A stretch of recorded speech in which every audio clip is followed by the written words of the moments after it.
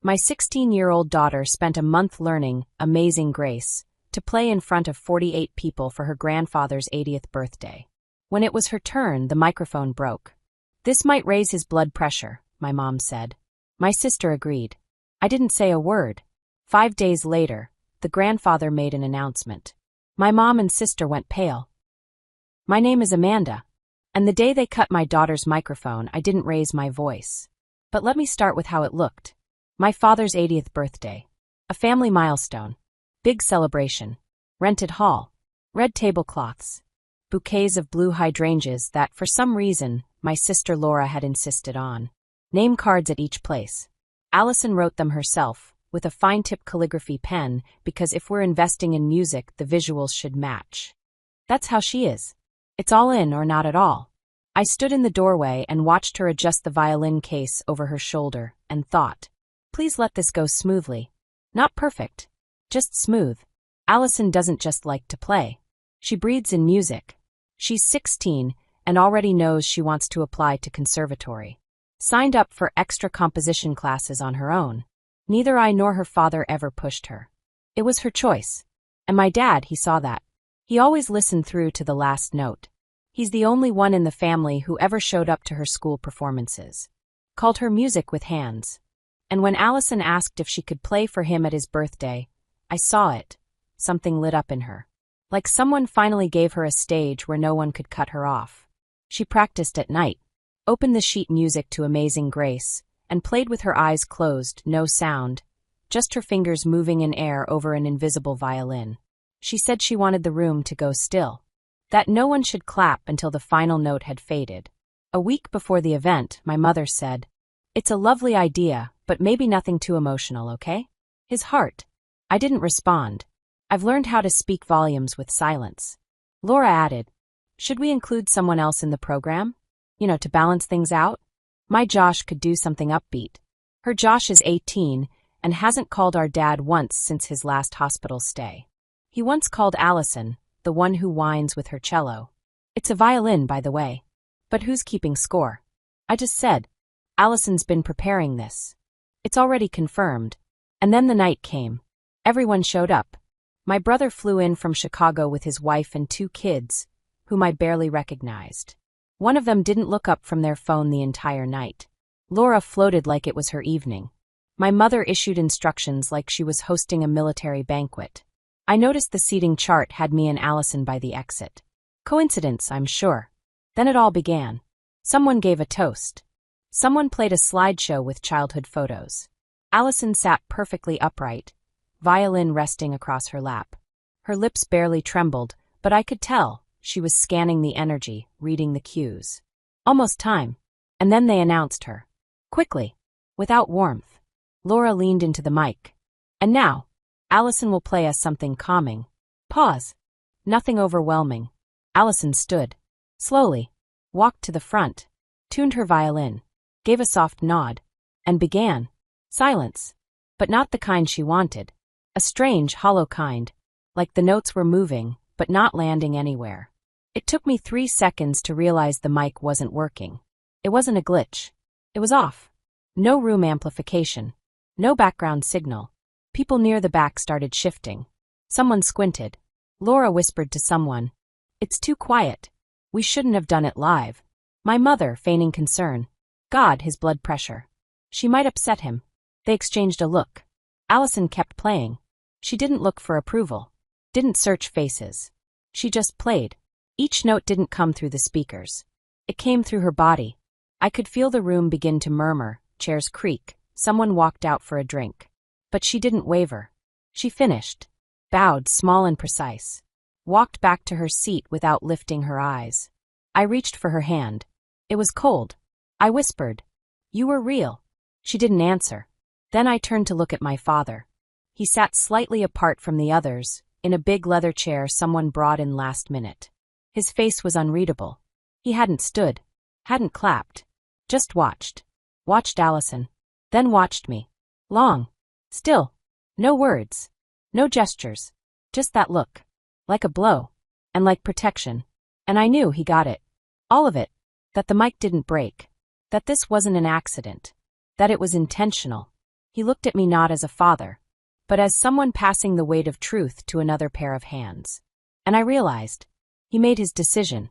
Not tomorrow. Not with an attorney. Not with a notepad. Now. Laura clapped. Well then, what's next on the program? But everything had already been said. In the silence. Without words. With a bow. And a look. You want to know why they did it? Why they cut the mic? Why they were afraid of a 16-year-old girl with a cheap violin and eyes too honest to lie? Then we have to go back a couple of months. It started with the fatigue. Then silence. Then the hospital. My father didn't name a diagnosis. But one of the nurses let it slip. His heart is tired. Like it's been carrying everything alone for too long. Allison didn't ask what that meant. She just said, "Can I come with you? I won't talk. I'll just sit with Grandpa." I remember that day. She brought flowers. Not for him, for the nurse's station. Then sat by his bed, didn't fidget, didn't look at her phone. And when he fell asleep, she pulled out sheet music and traced the notes in the air with her fingers. The score already lived in her head. She wasn't doing it for praise. She just came. Every week. No calls. No sense of duty. She just showed up. He called her my little conductor. Then my quiet. Then just her. One day when I came to pick her up, he said, "She's not trying to impress anyone. She just comes. That's it." Then he looked out the window. I used to think none of my grandkids remembered me. But she looks at me like I'm still a person. Not just someone old. My nephew Josh once stopped by, for 14 minutes. Snapped a selfie. Posted it with the caption, "Hang in there, Gramps flexed biceps. Didn't even look at my dad in the photo. Just the camera. My brother's son, the one in Denver, called once on Christmas. Apologized. Said he was crazy busy. His younger sister didn't even know Grandpa had surgery. Allison, on the other hand, knew what pills he took and in what dosage. She noticed when a nurse forgot the vitamins and corrected her, gently but firmly. One afternoon, Dad said, "I want the house to go to her." I blinked. "To Allison?" "Yes. On paper it'll go through you. Until she's of age." I said nothing. It's an old 2-story house in a quiet part of town. My grandmother lived nearby once. That house held everything: photos, tools, letters. It was his world. And he wanted to hand it to the only person who still walked through the front door without knocking. "Are you okay with that?" he asked. I tried to say yes. But my throat clenched shut. He nodded like he understood. "You know how they'll take this," he said. "But I already spoke to the attorney. He came by yesterday. We'll do it right." A few days later, I overheard a conversation. I wasn't trying to eavesdrop. I was just walking past the living room. The door was ajar. My mom had her phone on speaker. She was talking to Laura. I didn't breathe. "He's lost it, Laura. He thinks that girl is his entire family." "What girl?" "Allison. She's always over there." Laura sounded disgusted. "Worse. He said he wants to leave her the house." "What?" "Yes. And you know what that means. We get nothing. You and I erased. He can't do that. He can. If he puts it in a trust. We have to do something." "I know. He's been shutting me out. I don't even know what's in his accounts anymore. Maybe we pressure him? Not directly. But if she slips up, messes up, he's observant. If he sees who she really is." I didn't hear the rest. Not because I left. Because the blood was pounding in my ears so loudly I couldn't hear anything else. After that, I became careful. Not paranoid. Just deliberate. When Allison played in the living room, my mother turned on the TV. Loud. When Allison offered help in the kitchen, she got, "You're just slowing things down." When she talked about conservatory auditions, Laura would ask, "Do your grades even qualify? Or is it all just music?" They didn't yell. They set traps. Small. Subtle. But Allison felt every one. One day she asked, "Mom, do you think they don't like me being around?" I lied. I said, "They're just not good with feelings." But I knew. It was all heading somewhere. Toward a night where she'd stand holding her violin, and someone politely would say, "Oh no, something's wrong with the sound." I didn't know how to stop it. So I started preparing. I saved texts. I recorded that phone call, not for court. Just for myself. I marked when my mother accidentally forgot to tell Allison about family dinners. It wasn't forgetfulness. It was a strategy. But Allison kept going to see him. Played. cleaned his dusty spice rack, rewrote his meds in big Sharpa letters, brought him a tiny vase of dried lavender. He said, "You're like music, even when you're silent." And that's what they couldn't forgive. That he chose her. No shouting. No demands. No birth order politics. He just chose. I didn't stop him. I didn't interfere.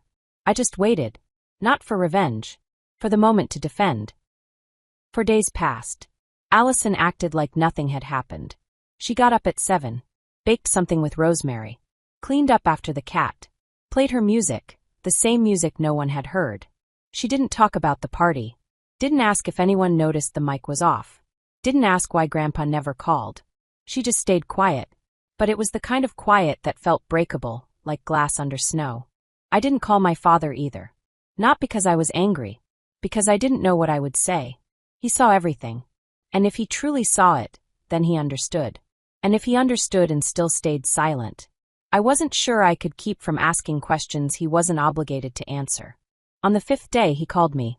"Hi," he said, like we'd just spoken yesterday. "Hi, Dad," I said. "How's Allison?" Simple. No lead-in. No hesitation. "She's holding it together," I said. "Pretending everything's fine." And really, I sighed. She started wearing headphones around the house. So she doesn't have to hear the rest of us. He paused. "I saw everything," he said. "I know," I said. He didn't yell. Didn't complain. Didn't analyze. He just said, "I never thought I'd get to 80 and sit in a chair watching grown adults silence a girl, literally and metaphorically, and not stand up." I didn't speak. He continued. "I didn't stand because I wanted to see what she'd do." "And she finished," I said. "Yes," he said. "She finished." 3 days later I got a call from Scott Gardner's office.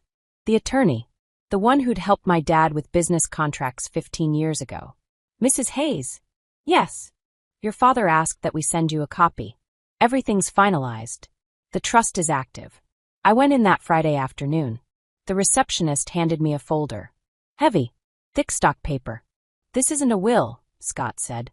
"It's a living trust." He wanted to avoid probate. "It's fully executed. Witnesses, notary, video documentation." He was very clear-headed. I opened the folder. Page 1, my name. Page 2, Allison's. Beneficiary. The house. The one with the oak trees out front, and the attic that smells like lavender. The one with old tools in the garage and his jazz records in the closet. The house would go to Allison, through me, until she turned 18. After that, it would be hers outright. There was also a savings account. Not enormous, but significant. Labeled, for education and musical development. Laura was mentioned once. $1 in recognition of family ties. Classic wording. Legally intentional, to show she wasn't forgotten by accident. My mother wasn't mentioned at all. I sat with that document for 10 minutes. Read it again. And again. At the end, in handwriting. If they get angry, then I know I understood things correctly. Allison isn't about gratitude. She's about truth. The next day Laura called. "You got it." I did. "He's lost it." "No. He's old." "So." Pause. "This isn't legal. I talked to a lawyer. The house was his. So was the money. He didn't know what he was doing. There were 3 witnesses. And video. You think this is funny?" "No. I think it's fair." She hung up. An hour later my mother texted. "You destroyed this family." "For what?" "A girl with a pretty violin." I didn't reply. But I read it aloud. Allison was in the kitchen slicing oranges. She asked, "Was that about me?" I said, "No. It was about them." That evening my father called again. He knew it had all started now. "I don't regret it," he said. "Just one favor." "What?" "Don't tell her. Let her live without expecting rewards. Let her just play. Like before." "No, Mike." I nodded. He couldn't hear it, but he felt it. "Thank you for not interfering," he said. "Even when you could have." Right before hanging up, he added, "You know, I always thought you and Laura were different. But I never understood how much." "You do now?" I asked. "I don't understand it," he said. "I feel it."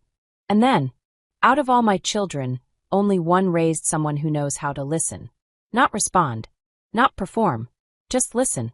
I looked out the window. In the reflection, I could see my daughter, standing at the counter. Straight posture. Careful hands. half an orange in her palm. She didn't know. And while he was alive, she never did. Financial control is one thing. But silence holds truth. They thought quiet meant agreement. But now silence had become a mirror. And what it reflected wasn't Allison. It was them. He died at dawn. No final words. No "I love you." No dramatic gaze toward the ceiling. Just a breath. And then another that never came. The sun was barely through the curtains. Allison was there. She was holding his hand. She'd brought her violin but didn't play it. Not at first. I stood near the wall because anything closer would have broken the silence. Because it felt like if anyone breathed wrong, it would all fall apart like some poorly acted scene. He left in silence. But once the nurse confirmed it, Allison quietly opened her case. Didn't ask. Didn't look for approval. She just sat down right there beside his bed and played Amazing Grace. Not for guests. Not for applause. Not even for him. For herself. Because sometimes music isn't played to be heard. It's played to stop something inside you from breaking apart completely. The funeral was 3 days later. It was formal. Overstructured. Filled with speeches no one had written themselves. Laura read from a printout. My mother dabbed her eyes with a monogrammed handkerchief. Yes, with her name stitched on it. Allison didn't cry. She stood with her hands behind her back, eyes on the urn. I could see her holding it in. When most people had started to leave, I leaned in and asked, "Do you want to say something?" "It's too late," she said. Everything I wanted to say he already heard. 5 days later, Scott, the lawyer, called. "It's official," he said. "The trust has been activated. Everything's as he requested. No contest. Not yet. But I imagine it's only a matter of time." He handed me the final documents. The house transferred. The account opened. Allison beneficiary. I, trustee until she turns 18. Inside the folder was a physical envelope. Real paper. Sealed. It was labeled, "Only if she asks." I put it in a drawer. She never asked. A week later, my mother showed up. Uninvited. As if the house still remembered her password, like an old Wi-Fi connection. "Are you happy?" she asked. "With what?" "With taking everything. The house. The money. Our chance to be part of his legacy." I didn't answer. She walked through the kitchen like she was conducting an inspection. He wasn't thinking clearly. You know that. He was aging, confused. He thought he was doing the right thing, but he was manipulated. "You really believe that?" She stared at me. Long enough that I could feel the moment she pivoted. "Do you?" she asked. 2 days later, I got an email from Laura. No subject line. Just, "If you don't step down as trustee, I'll sue. We both know you pushed him. This isn't about a trust. This is about how you always wanted to be the favorite, even if it had to come through someone else." I didn't reply. I just placed a copy of the handwritten note in an envelope. The one that said, "If they're angry, then I understood everything right." No response. But the next day they went silent. No calls. No texts. Just silence. A month later, Allison stepped back onto a stage. It was a school concert. Plain. Forgettable. Theme. Traditions and roots. I asked her, "You playing the same piece?" She nodded. "This time," she said, "they'll hear it." The auditorium was nearly full. Parents, grandparents, kids with grocery store bouquets. I sat in the third row. To my left, a man in a dark suit I didn't recognize. Tablet in one hand. Notepad in the other. When Allison walked out, the room stilled. She didn't speak. She raised her violin. This time the mic worked. This time, the light was steady. This time the sound carried. She played Amazing Grace like no one else was in the room. Like her grandfather was sitting right there in the front row, in his old brown shirt, hand trembling just a little from age, but still and steady out of respect. When it ended, the room didn't applaud. They stood, as if anything more would ruin it. The man in the suit approached me afterward. "Mrs. Hayes?" "Yes. I'm with Mr. Gardner's office." "Is something wrong?" He shook his head. "He just asked me to come. Said, if she's still playing, then I can rest easy." I nodded. He added, "I filmed it. I hope that's okay." "It is." He wanted it to exist. For her. "Thank you," I said. On the walk home, Allison asked, "Who is that?" "No one. Just someone who listens." She didn't respond. But 3 days later, I found a note on her desk. I never felt like I was playing it right. But now I do. Thank you for never asking me to be quiet. I didn't cry. I just exhaled. And for the first time in a long time, the quiet in our house wasn't just silence. It was peace. My mother and Laura never came back. Told people they needed stillness. I just smiled. They got it. Do you think he was right? Was he wrong to leave everything to the one who listened, and nothing to the ones who just wanted to own? Let me know what you think in the comments. Tap like to support this story, and subscribe if you want more.